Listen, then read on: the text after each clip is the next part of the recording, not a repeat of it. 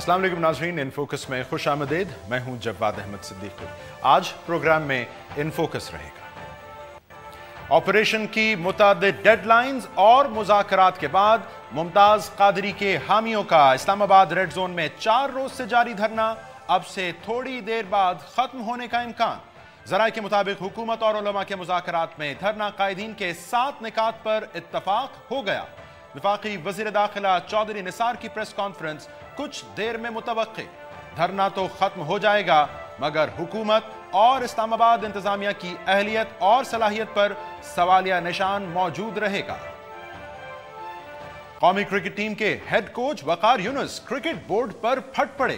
कहते हैं PCB chairman Shahryar Khan और एग्जीक्यूटिव कमेटी के सरबराह नजम सेठी ने खुफिया रिपोर्ट लीक होने पर वजाहत नहीं दी, मुलाकात तक नहीं की।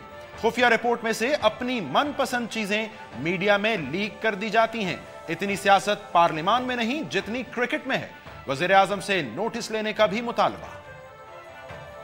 और कुलभूषण यादव के पाकिस्तान मुखालिफ सरगर्मियों में मुलव्वस होने की सख्ती से तरदीद करते हैं। मुमकिन है उसे ईरान से अगवा किया गया हो। हकाइक जांचने के लिए पाकिस्तान कुलभूषण यादव तक बैनुल अक़वामी तरीक़ाकार के तहत काउंसलर रसाई दे। भारतीय वजारत खारिजा का कुलभूषण यादव के एतराफी बयान पर रद्द अमल। नाज़रीन, इस्लामाबाद के रेड जोन में धरना मुमताज कादरी के हामियों की जानिब से, जो कि अब आज चौथे रोज में दाखिल हो चुका है, बिलाखिर उसके हवाले से ये खबर मौसूल हो रही है कि इसके अब से कुछ देर में ख़त्म होने का इम्कान है। ये धरना हुकूमत की जानिब से ऐलान करदा किसी ऑपरेशन के नतीजे में हरगिज़ ख़त्म नहीं हो रहा है। इत्तलात ये हैं कि उलमा के वफ़द और हुकूमती वज़रा के वफ़द के दरमियान मुज़ाकरात हुए हैं। इसमें उलमा कराम ने धरना कायदीन के साथ बैठ कर कुछ निकात सामने रखे हैं, जिनमें ज़रा ये बता रहे हैं कम अज़ कम 7 निकात पर इत्तफाक हो गया है। ये भी बताया जा रहा है कि इस अहम तरीन पेशरफ पर वफाकी वज़ीर दाखिला चौधरी निसार अब से कुछ देर में प्रेस कॉन्फ्रेंस भी करेंगे। हमें गुज़श्ता रात चौधरी निसार साहब की प्रेस कॉन्फ्रेंस हरगिज़ नहीं भूली है, जिसमें उन्होंने बताया कि कल गुज़श्ता रोज़ की डेडलाइन दी गई थी इन मुजाहिरीन को रेड जोन खाली करने के लिए, लेकिन फिर मसलहत के तहत, दानिशमंदी के तहत ये फैसला किया गया कि इसको थोड़ा एक्सटेंड कर दिया जाए, रात के अंधेरे में ऑपरेशन ना किया जाए। लिहाजा चौधरी निसार साहब ने गुज़श्ता रोज़ ये बताया था कि आज सुबह तक धरना मुजाहिरीन से हर सूरत मीडिया की मौजूदगी में रेड जोन खाली करवा लिया जाएगा। सुबह गुजर गई, सुबह के बाद दोपहर आई, एक और डेडलाइन शाम की सामने आई, फिर कोई ऑपरेशन ना हुआ। गो के पुलिस और कानून नाफिज करने वाले इदारों के 7000 एहलकार रेड जोन में मौजूद हैं। जो ये धरना अगर ख़त्म होने जा रहा है तो मुज़ाकरात के बाद ख़त्म होने जा रहा है। समझना हमें यह होगा यकीनन कि इस धरने को चौथे रोज़ ख़त्म करवा लेने को इस्लामाबाद इंतज़ामिया और हुकूमत अपनी कामयाबी करार देगी, या इस धरने का यहाँ होना और 4 रोज़ जारी रहना ही इस हुकूमत और इंतज़ामिया की नाकामी और नाअहली गिनी और लिखी जाएगी। इस वक्त ताज़ा तरीन सूरत हाल क्या है रेड जोन में, आपको बराह रास्त वहाँ हैं डॉन न्यूज़ के नुमाइंदे समर अब्बास हमें ज्वाइन कर रहे हैं। समर, सबसे पहले तो हमें ये बताइए कि सरकारी तौर पर तस्दीक कर दी गई कि मुज़ाकरात कामयाब हो गए हैं और धरना ख़त्म होने जा रहा है? जी बिल्कुल, धरने के जो कायदीन हैं उन्होंने यहाँ पर अपना चार्टर ऑफ डिमांड था, वो डिमांड जो कि हुकूमत ने मंजूर की है इन धरने के कायदीन के मुताबिक, उसके मुताबिक यह है कि डिमांड ली गई है, जो उनके मुतालबात हैं वो मंजूर कर लिए गए हैं और धरना जो है वो कुछ देर बाद ख़त्म हो जाएगा। अभी जो है वो इख्तितामी जो तकारीर है धरने के कायदीन की वो चल रही है, उसके बाद बाज़ाब्ता तौर पर अनाउंसमेंट की जाएगी यहाँ से धरना ख़त्म किए जाने की। चूँकि यहाँ पर हमने देखा जो ही जो मुज़ाकराती टीम जो थी धरने के जो कायदीन हैं उनकी, जिसमें जो है अवैस अहमद नूरानी साहब थे, उसमें मौलाना रफ़ीक परदेसी साहब थे और सरवत एजाज कादरी साहब थे।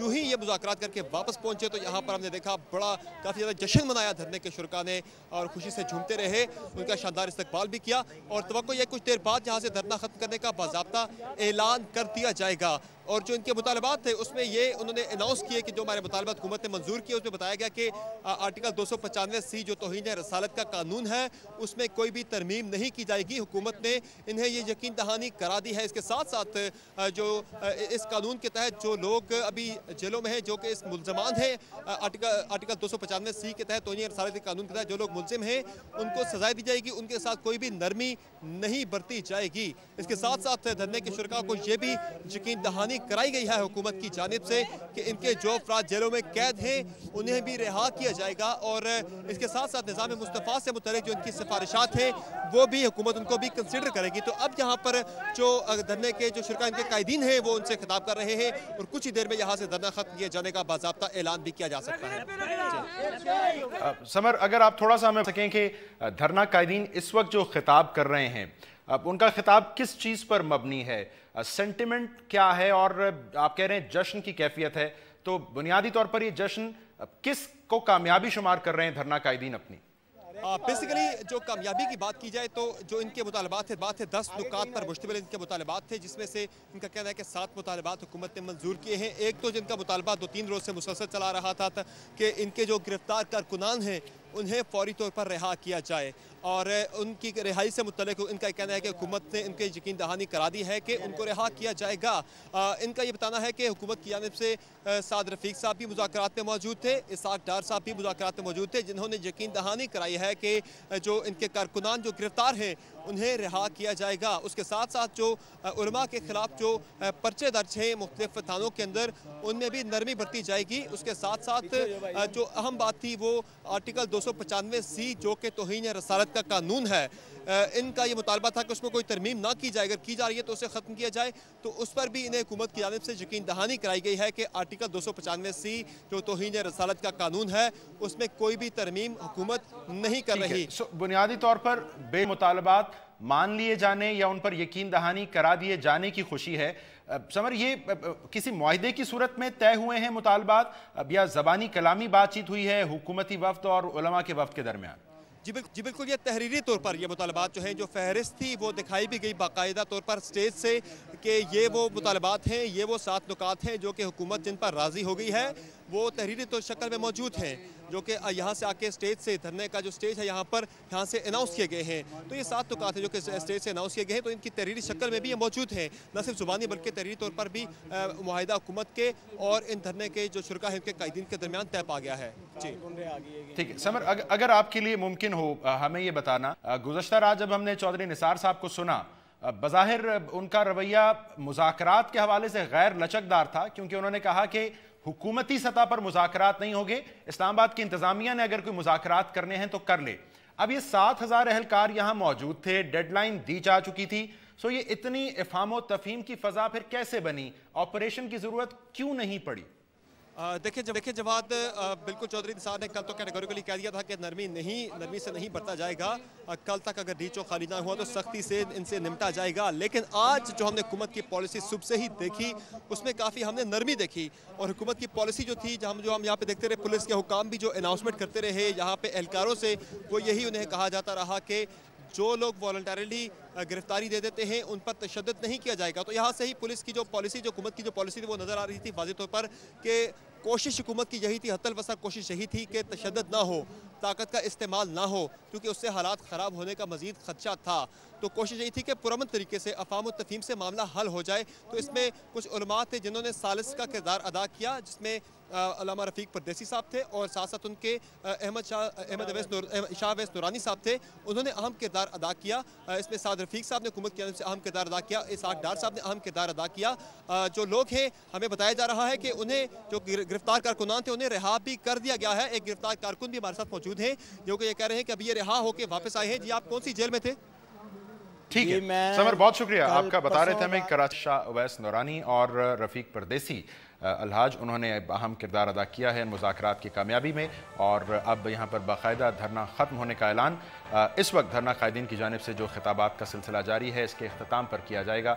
हमें इंतज़ार है इस हवाले से वफाकी वज़ीर दाखिला चौधरी निसार साहब की प्रेस कॉन्फ्रेंस का भी। एक मुख्तसर ब्रेक लेंगे नाज़रीन, उसके बाद जिक्र होगा पाकिस्तान क्रिकेट का, जिसकी जानिब से अगर आपको मायूसी हुई थी एशिया कप में और वर्ल्ड T20 में कारकर्दगी देखकर पाकिस्तानी टीम की, तो अब आप हरगिज़ बोर नहीं हो रहे होंगे, क्योंकि Pakistan cricket board, head coach और कप्तान T20 उनकी जानिब से इंतहाई इंटरेस्टिंग और दिलचस्प बयानात और रद्द-ए-अमल आने का सिलसिला शुरू हो चुका है। इस पर बात करेंगे इस ब्रेक के बाद।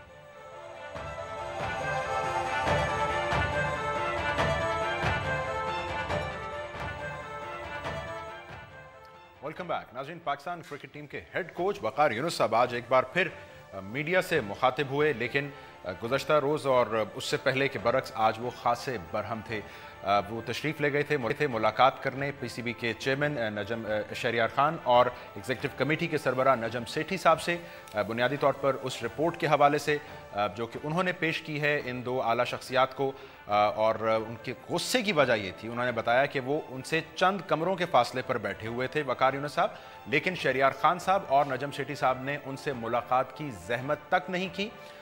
उन्होंने फ़ोन पर वकार यूनुस साहब को ये बताया कि उनकी रिपोर्ट के मंदराजात जो लीक हो रहे हैं उस पर एक इंक्वायरी कमेटी बिठाई जाएगी, जिस पर वकार यूनुस साहब ने बाहर मीडिया के सामने आकर फिर अपना गुस्सा निकाला। उन्होंने कहा कि ये दोनों शख्सियात अपनी मनपसंद चीज़ें इस रिपोर्ट में से मीडिया पर लीक कर देते हैं। उन्होंने ये वजाहत नहीं दी वकार यूनुस साहब को कि ये चीज़ें आखिर एक खुफिया रिपोर्ट से किस तरह लीक हुई हैं। उनका तमाम तर ध्यान और तवज्जो सिर्फ इंक्वायरियाँ करवाने पर है। अब एक और इंक्वायरी कमेटी बिठाने की बात की जा रही है। इस मौके पर वकार यूनुस साहब ने यह भी कहा कि जितनी सियासत पाकिस्तान क्रिकेट में है इतनी तो पाकिस्तानी पार्लियामेंट में नहीं है।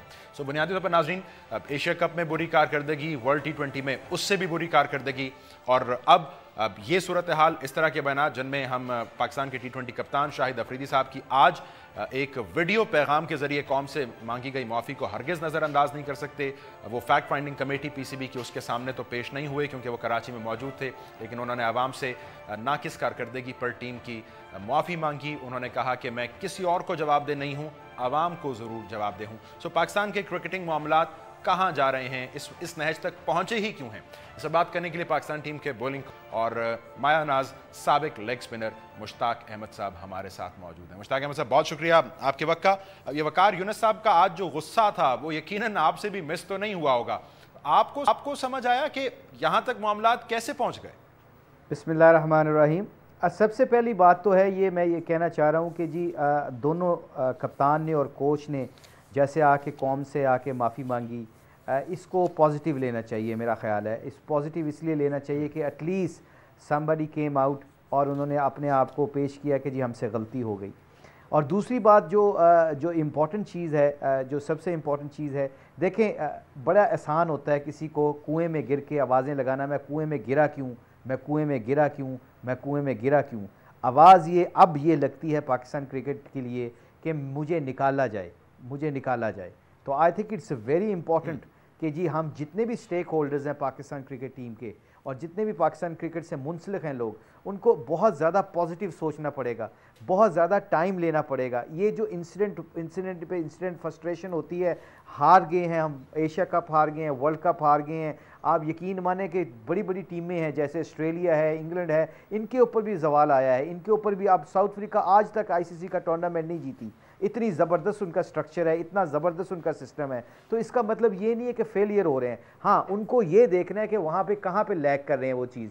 हमारी सबसे ज़्यादा इम्पोर्टेंट, मैं आपकी बात काट रहा हूँ जी, मैं आपकी बात काट रहा हूँ, आप कंटिन्यू कीजिएगा। देखिए, माफ़ी का मतलब यह है शर्मिंदगी, दोबारा से गलती ना दोहराने का अहद। सो अगर हकीकी शर्मिंदगी है तो पहले तो आप ओहदा छोड़ते हैं ना, आप कहते हैं जी मैं शर्मिंदा हूं, मैं ये ओहदा छोड़ रहा हूं, अब मैं पहले ज़रा सफाई पेश करूंगा, फिर मुझे मौका दिया गया, मैं डिजर्व करता हूँ तो फिर देखा जाएगा। तो ये माफ़ी तो मिल रही है हमें, ओहदे से मोहब्बत नहीं खत्म हो रही, इसकी क्या वजह है? देखिए ये इस वक्त आसान है बात करना क्योंकि एकदम हम रिएक्ट कर देते हैं। अभी maybe he is buying some time, maybe वो जो कमेटी बनी गई है उनकी रिपोर्ट आएगी, उस रिपोर्ट के ऊपर सब कुछ होगा। देखिए आप बड़े आसान है सब कुछ कि मैं छोड़ के जा रहा हूँ जी, अगर मैं ये कह दूं कि मैं छोड़ के जा रहा हूँ इस पर भी प्रॉब्लम आ जाएगी। हमें टाइम लेना पड़ेगा। जो सिचुएशन इस वक्त क्रिएट हुई है, जो कमेटी बनी है, we have to give that committee respect, उस कमेटी को रिस्पेक्ट देनी पड़ेगी। वो सब लोगों से मिल रही है, वो कमेटी मिल के जब बात करेगी, बोर्ड को अपनी रिपोर्ट देगी, उसके बाद डिसीजन आएंगे, उसके बाद हम अपने आप के अपने रिमार्क्स देख सकते हैं। ये तो एक सबसे बड़ी पॉजिटिव चीज़ है कि अगर मैंने आके कह दीजिए कि I am sorry, I made a blunder, मुझसे परफॉर्मेंस नहीं हो सकी, ये बड़ी खूबसूरत बड़ी पॉजिटिव बात है। मगर अगर हम कहते हैं कि ओहदा छोड़ के फिर उसके बाद ये बात की जाए तो उसका कहते हैं कि जिसने ओहदा छोड़ दिया था अब ये कर लिया। ये मेरा अपना ज़ाती ख्याल है कि आहिस्ता आहिस्ता चीज़ें ठीक होती हैं। एकदम अगर हम जल्दी करेंगे तो जल्दी में और भी बंदा जल्दी गलतियां करता है। तो मैं एज एन एक्सपीरियंस, जो मुझे अल्लाह ने एक्सपीरियंस दिया क्रिकेट में, मेरी राय यही है कि आराम से, ठंडे मिजाज से, तहम्मुल मजाजी से काम लिया जाए। Buy your time, this is the right time to buy your time. Cricket board को भी और जितने भी स्टेक होल्डर्स हैं, चाहे उसमें वकार हैं, चाहे शाहिद अफरीदी हैं, कोई भी हैं, हम हैं, जितने भी, बाय योर टाइम, मुल्क के लिए क्या अच्छा हो सकता है, अब इस पे एनर्जी लगानी चाहिए। जो हो गया वो वापस नहीं आएगा, याद रखिएगा मेरी बात। ये जितने मर्जी पीछे ले जाएं, सोचें, उस सोच को ये डेवलप करना है कि अब हमें आगे पॉलिसी क्या बनानी चाहिए। क्या हमारा डोमेस्टिक क्रिकेट अच्छा है, क्या हमारा इंफ्रास्ट्रक्चर जो है उसके लिए इंप्रूवमेंट क्या ज़रूरत है, हमारी एकेडमीज़ के लिए क्या इंपॉर्टेंट है, हमारे क्रिकेटर्स कहाँ से निकलेंगे, हमारी अंडर 19 का क्या लेवल है, हमारे अंडर 16 का क्या लेवल है। So you have to bring all the ideas and then you have to bring some plan, और उस प्लान के मुताबिक फिर हम चलेंगे। फिर भी हमें टाइम चाहिए होगा, याद रखिएगा। हम बहुत ज़्यादा चलते हैं कि रिजल्ट निकल आए, ऐसा नहीं होता। टीमें और कौमें जब भी कोई बनती हैं, जब ऐसी सिचुएशन में जिस तरह हम पाकिस्तान खड़े हैं इस वक्त, अनफॉर्चुनेटली बड़े बुरी क्रिकेट खेल के आए हैं। अल्लाह जानता है, मेरा बड़ा ईमान है इस बात पे। आई एम नॉट सेइंग कि because I am very optimistic Pakistani, मैं आपको सच बता रहा हूं, हम इतने बुरे नहीं है जितनी परफॉर्मेंस बुरी हुई है, आप यकीन माने। चल मुश्ताक साहब, मैं एक क्विक ब्रेक ले लूँ, आप यहाँ से कर लीजिए। आपने जिन इश्यूज़ की निशानदेही की है, हमें बहरहाल अफसोस से ये देखना पड़ता है, कहना पड़ता है कि पाकिस्तान 9 वारिद मुल्क नहीं है क्रिकेट में। पाकिस्तान वर्ल्ड चैम्पियन रहा है क्रिकेट का, पाकिस्तान सीनियर ममालिक में शामिल होता है क्रिकेट के हवाले से। वहाँ अगर हमें इसी बुनियादी चीज़ों की तरफ दोबारा से लौट कर जाना है तो इसका मतलब है कहीं ना कहीं गलती तो हुई है। बहरहाल जिस रवैये का सामना आज वकार यूनुस साहब को करना पड़ा है, मुश्ताक साहब से नाज़रीन इस ब्रेक के बाद पूछेंगे कि वकार यूनुस इसको अपने लिए नविश्ता दीवार समझें या कुछ और। आफ्टर शॉर्ट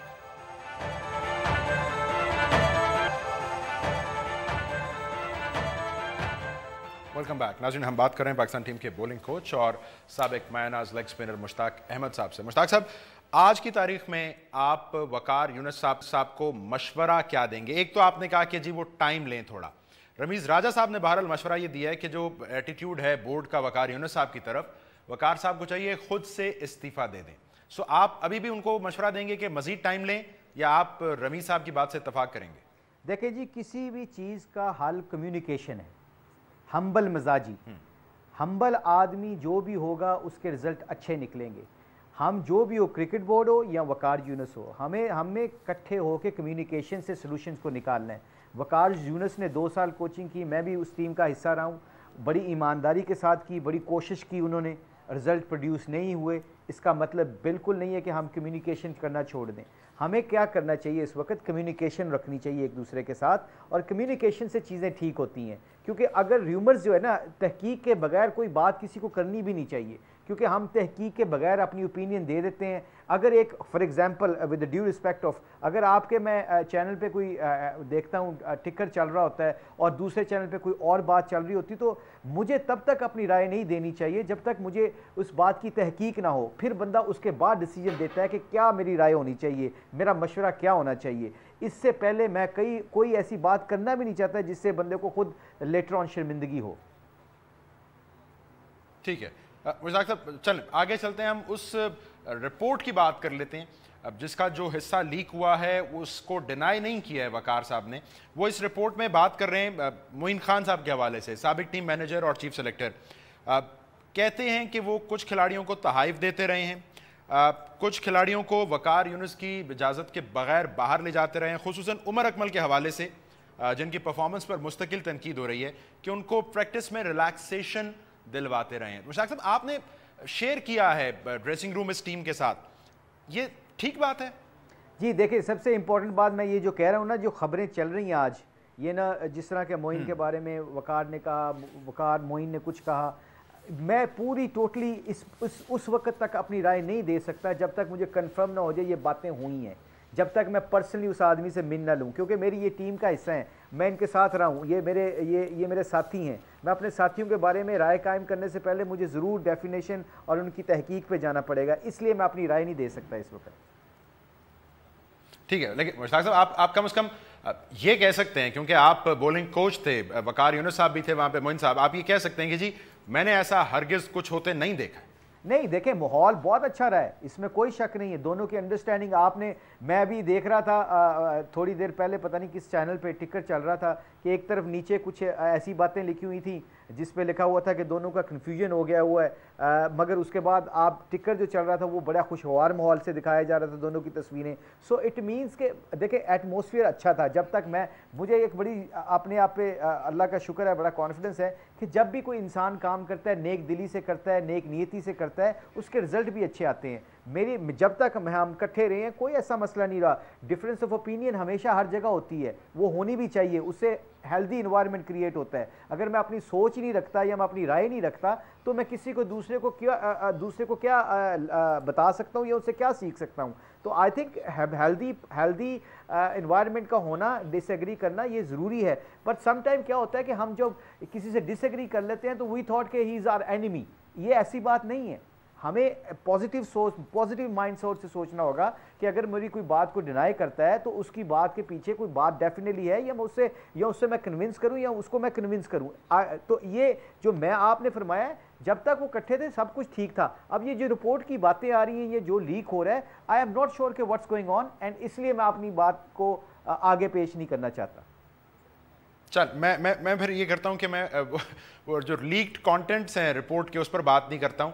बहरहाल उनमें से एक ये था कि जो टीम मैनेजर हैं और हेड कोच वकार दोनों ने T20 कप्तान शाहिद अफरीदी की जो कायदाना सलाहियतें हैं बतौर कप्तान और टीम के मामलात में दिलचस्पी, उस पर तनकीद की है। मैं उनकी राय की इंडोर्समेंट या तरदीद आपसे नहीं लेता हूं, आपकी राय जान लेता हूं। आप टीम मैनेजमेंट का हिस्सा हैं, कोच किया आपने भी, आपकी राय क्या है शाहिद अफरीदी की कप्तानी और उनकी दिलचस्पी से मुताल्लिक? देखें, पहली बात तो ये है कि जब हमारा लेजेंड है शाहिद अफरीदी, उसने बड़ा सर्व किया पाकिस्तान को, इसमें कोई शक नहीं है। आज 2 टूर्नामेंट में उससे कप्तानी अच्छी ना हुई है, उसके डिसीजन ऐसे हो गए, वो तो खुद उसने मान लिया। ये तो मेरी बात की राय की ज़रूरत ही नहीं है आपको। उसने तो शाहिद ने बड़े ओपनली खुद ही आके टीवी पे कह दिया था कि मे बी मैं एज ए कैप्टन एंजॉय नहीं किया, maybe I will enjoy as a player. तो ये आपको तो उसका खुद ही जवाब तो उसने शाहिद अफरीदी ने खुद ही दे दिया। देखें, जब ऐसे कोई बंदे जो 15-20 साल से पाकिस्तान को रिप्रेजेंट करते हैं और उसके बाद आके टीवी पे मैच के बाद फ़ौरन ही ये दे देते हैं कि मैं कप्तानी का प्रेशर नहीं ले सका या मैं कप्तानी प्रेशर के अंडर प्रेशर नहीं कर सका, तो ये तो इटसेल्फ इज़ आंसर। तो आई थिंक उसमें मेरी राय का कोई ज़रूरत ही नहीं है आपको। मैं आपसे रिक्वेस्ट करना चाहता हूँ या व्यूअर्स से रिक्वेस्ट करना चाहता हूँ कि इस वक्त जो मामला है बड़ा संगीन मामला है, यकीन करें बड़ा इंपॉर्टेंट मामला है। क्योंकि अगर हमने यहाँ से हम्बल मिजाजी से, सुकून से, समझ सोच के फैसले ना किए तो जल्दी में फैसले ऐसे ना हो जाए जो 2 साल बाद फिर रिग्रेट्स करना पड़े। ये बड़ा इंपॉर्टेंट मैं इशू कर रहा हूँ, क्योंकि मैं अल्लाह के शुक्र है 6 साल से मैं उस इन्वायरमेंट में काम करके इंग्लैंड की टीम के साथ, जहाँ मैंने उनके सिस्टम को देखा, मैंने अंडर 19 उनकी एकेडमीज़ को देखा, उनके सिस्टम को देखा कि कैसे चलते हैं। फेलियर हुए हैं उनको इंग्लैंड की टीम तो अभी 2-3 साल पहले आके, 4 साल पहले आके अच्छी बनी है, उससे पहले तो कभी वो जीती नहीं ना। ICC का टूर्नामेंट अभी तक, वो 2020 का वर्ल्ड कप जो वेस्ट इंडीज़ में था उसमें I was part of the management, वो तब जीते थे, उसके अलावा वो भी कोई नहीं जीते। अब उनके सिस्टम, उनका पैसा कितना है, उनका एटमोसफियर कैसा है, उसके बावजूद वो नहीं जाते। हम कितनी खुशकिस्मत कौम है कि हम कुछ ना होने के बावजूद, 6 साल से हमारे पाकिस्तान में क्रिकेट नहीं हुई, उसके बावजूद लड़के घरों से इतनी दूर रहते हैं, इतने लंबा जो होम मैच है वो भी हम दुबई और UAE में खेलते हैं, उसके बावजूद इतनी अच्छी परफॉर्मेंस करते हैं। तो हमें पॉजिटिव ही रहना चाहिए। इस पर अगर आप राय दे पाएं, आपको लगता है एशिया कप में जब अफरीदी अच्छी परफॉर्मेंस ना दिखा सके और आपने कहा वो कह रहे हैं कप्तानी एंजॉय नहीं कर रहे या थे, उस वक्त उनको तब्दील कर देना चाहिए था बतौर कप्तान, या ठीक फैसला था वर्ल्ड T20 में उन्हें बतौर कप्तान भेजना? नहीं, बिल्कुल नहीं। देखें, उसका इंपॉर्टेंट चीज़ होता है कि जब आप किसी को रिस्पॉन्सिबिलिटी देते हैं ना तो फिर उनको पूरी देते हैं, जब तक आदमी खुद अपने मुंह से ना कह दे। ये भी तो अलमिया है ना कि हम कहते हैं कि जो उसको चेंज कर देना चाहिए था। अब वो देखिए, एक मुल्क के लिए वो he is fighting for that. मतलब वो कोई भी आदमी नहीं गिव अप करना चाहता ना कि मैं फेलियर हो जाए मेरा, और वो ऐसे जिसने 15-20 साल किया हो, जिस तरह, इसीलिए तो मैं कहता हूँ ये लेजेंड लोग हैं। वकार यूनुस लेजेंड है, वो कभी भी नहीं चाहेगा कि वो फेलियर हो। पाकिस्तान क्रिकेट बोर्ड क्या फेलियर चाहेगा? आप या मैं चाहते हैं कि हमारा मुल्क नीचे जाए? कोई भी नहीं चाहता। इसलिए तो सारी इस वक्त अफसोस की बातें हो रही हैं। मगर अफसोस की बातों में ये जो नुक्ताचीनियाँ, जो उंगलियाँ उठाना एक दूसरे की तरफ, ये ठीक नहीं है। इसको बंद करना पड़ेगा। और जो भी हो गया, मैं कह रहा हूँ पीछे जो भी हो गया उसको ख़त्म करके, जो भी मुझसे गलती हुई है, मुश्ताक अहमद से जो गलती हुई है, वो नेक्स्ट टाइम ना रिपीट करे। कोशिश करे कि वो रिपीट ऐसी गलती ना करे जिसके कॉन्सिक्वेंसेस 2 साल तक हमें भुगतने पड़े। तो मेरा पॉइंट ऑफ व्यू ये है, बीइंग एक्स क्रिकेटर और बीइंग पार्ट ऑफ मैनेजमेंट, कि हम चीज़ों को सुधारें, चीज़ों को सही करने की कोशिश करें। इसमें हमारे जितने भी एक्स क्रिकेटर हैं, देखें बड़ी खुशी की बात है, हर बंदा अपनी राय दे रहा है, गुस्से में भी दे रहा है, जज्बात में भी दे रहा है। इस वक्त सबसे इंपॉर्टेंट चीज़ जो है, सबसे इंपॉर्टेंट मेरी नज़र में, वो है हम्बल, तसल्ली। इसमें तसल्ली से आप आराम से काम करेंगे, आपको दूर की सोच आएगी। जल्दी डिसीजन से क्या होता है कि छोटी कामयाबी के लिए कई दफ़ा बड़े नुकसान से बचना पड़ता है। इसलिए आपको तसल्ली से, जितने भी स्टेक होल्डर्स हैं, मुझे आई एम श्योर पिछले 1.5 साल से मैं इन्वॉल्व हूँ टीम के साथ, आप यकीन माने कि एवरीबॉडी, हर बंदा कोशिश ये कर रहा है कि यार कुछ स्ट्रक्चर अच्छा हो जाए। पीएसएल आपकी इतनी ज़बरदस्त कामयाब टूर्नामेंट हुआ है, इसी तरह अगर हमारा डोमेस्टिक क्रिकेट भी कामयाब हो गया, नीचे लेवल पे भी अगर जिस तरह पीएसएल और डोमेस्टिक क्रिकेट एक जैसे हो गए, तो आप देखिए कि साल 2 साल के अंदर हमें कैसे लड़के मिलते, फैक्ट्रियाँ शुरू हो जाएंगी, काम निकलेगा, लड़के निकलेंगे, तो उसके बाद जितने भी कोचेज़ हैं उनकी हेल्प करेंगे इंशाल्लाह। जितना भी अल्लाह ने हमें एक्सपीरियंस दिया उसको शेयर करेंगे, तो देखा पाकिस्तान फिर अपने पैरों पर खड़ा हो जाएगा। आज ये ज़रूरी है आपके लिए और मेरे लिए कि stay positive as much as we can. बहुत शुक्रिया। मुश्ताक अहमद साहब हमसे बात कर रहे थे और उनकी दानिश में इस वक्त जज्बाती बयानात, उजलत में किए गए फैसले, ये पाकिस्तान क्रिकेट के हालात में बेहतरी का सबब हरगिज़ ना बनेंगे। उनके नज़दीक तहम्मुल मिजाजी इस वक्त की है पाकिस्तान के क्रिकेट हालात को बेहतर बनाने के लिए। एक मुख्तसर ब्रेक लेंगे, उसके बाद प्रोग्राम का सिलसिला जारी रहेगा।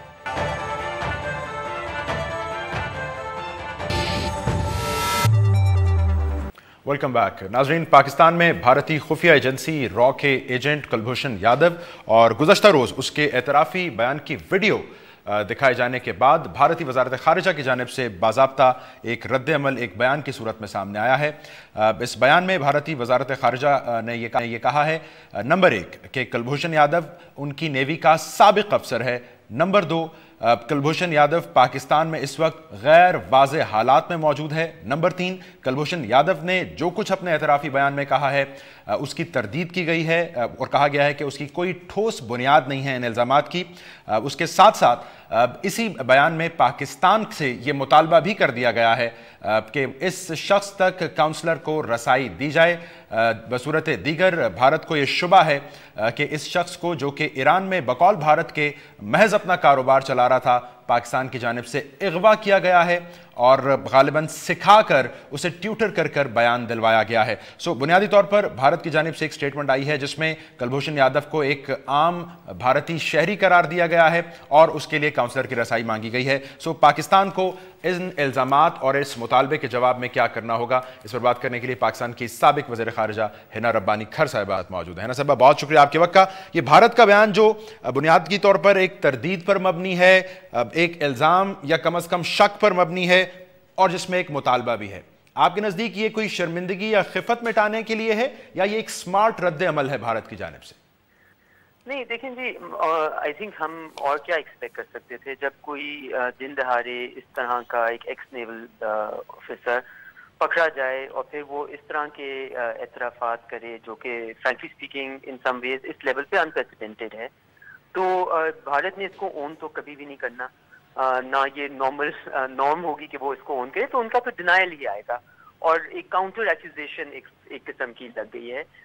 तो I think this is as expected. मेरा नहीं ख्याल है कि कोई भी एक्सपेक्ट कर रहा था कि भारत कहेगा कि हाँ हमारा वो एजेंट था और हाँ वो पकड़ा गया और हाँ हम बलूचिस्तान में पाकिस्तान के खिलाफ सेपरेटिस्ट मूवमेंट को फरोग देते आए हैं कई सालों में। ये एतराफ़ात तो कभी कोई नेशन या कोई स्टेट नहीं करती, तो ये तो एज एक्सपेक्टेड है। सो हमें यहाँ से आगे कहाँ जाना है ना साहब? भारत तो कह रहा है कि ये इल्जामात जो शुबा है भारत को, ये ठीक है या नहीं, ये जांचने के लिए काउंसलर की रसाई दी जाए कुलभूषण यादव तक। सो क्या करे पाकिस्तान इस मुतालबे के जवाब में?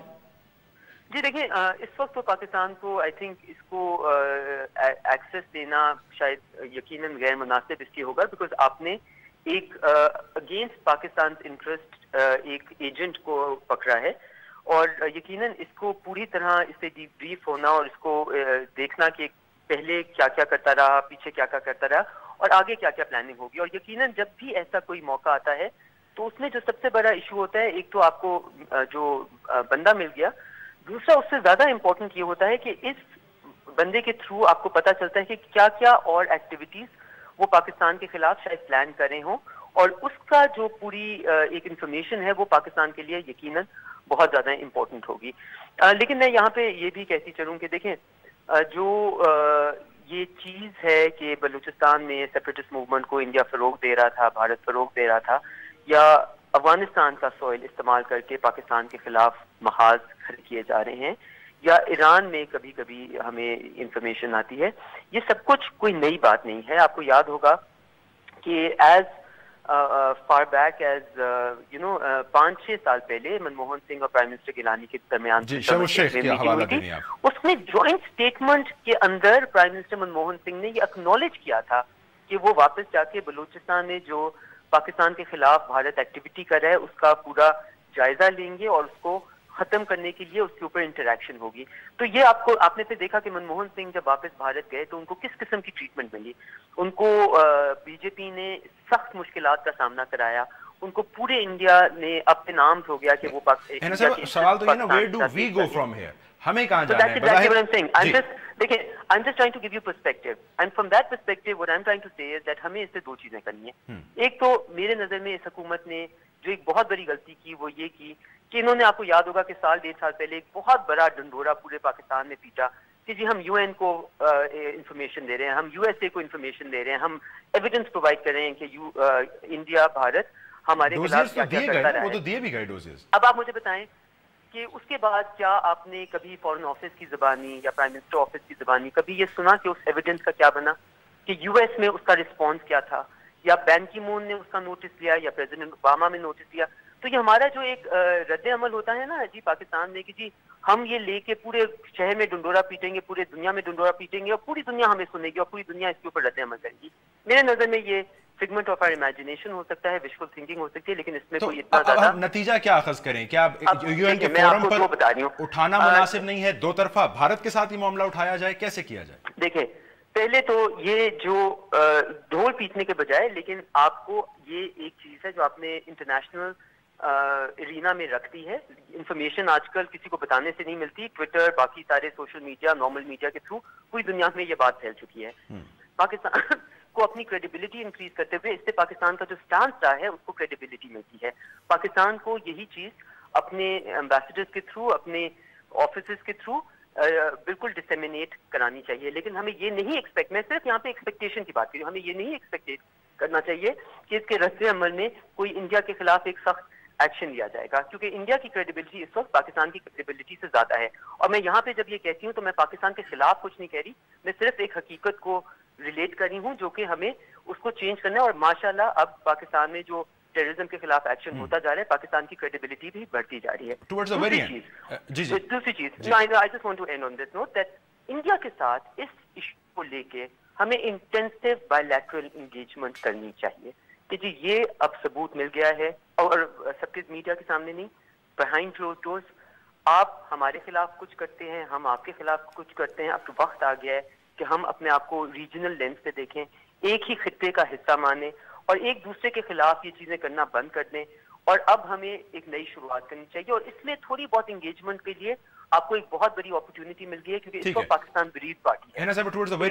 आप ऐसे सूरत हाल में जब पाकिस्तान की एक तहकीकाती टीम पठानकोट के हवाले से तहकीकात के लिए भारत में है, हमारे पास एक रॉ एजेंट मौजूद है, दोनों ममालिक के ताल्लुकात मजीद आपको सर्द होता दिखाई दे, ये फ्लेक्सिबिलिटी है बायलैटरल इंटेंसिव एंगेजमेंट की?